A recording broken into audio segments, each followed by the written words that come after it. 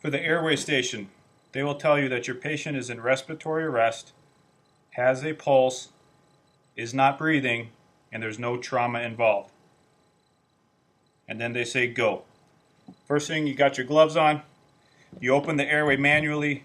I'm going to measure out my oral airway, put it in. They'll tell you that it has no gag reflex.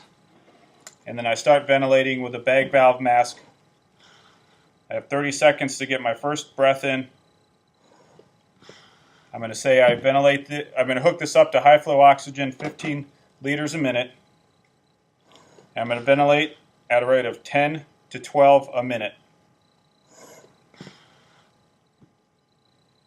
And I will be looking for good chest rise and fall with each ventilation.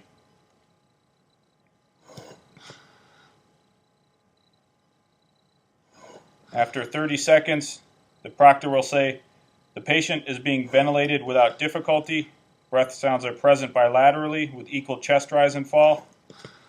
And I will direct my assistant to take over ventilation of my patient while I get my airway stuff ready.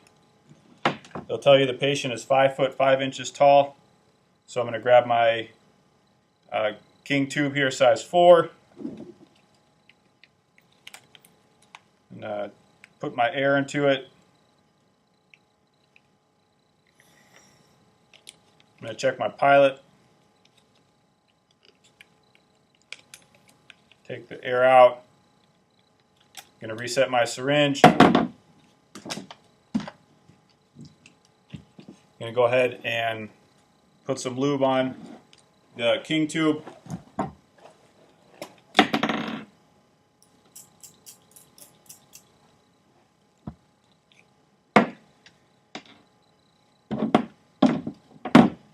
And as my partner is ventilating, I'm going to tell that person after the next breath, when I stop, to remove the mask and take out the OPA. So on the next breath,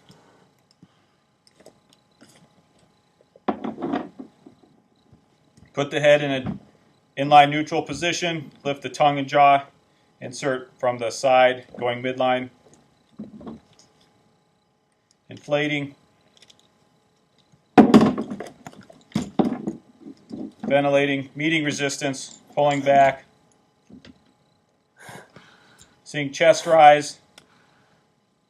Gonna put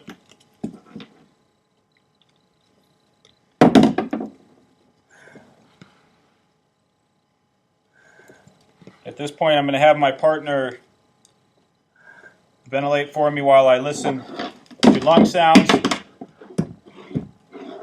You have lung sounds in all 4 fields. You have nothing over the abdomen.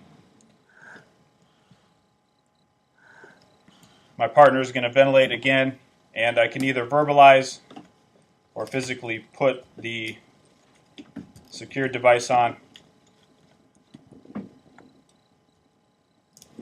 And I'm going to continue ventilating my patient, watching for chest rise and fall after every time. I'll also hook capnography on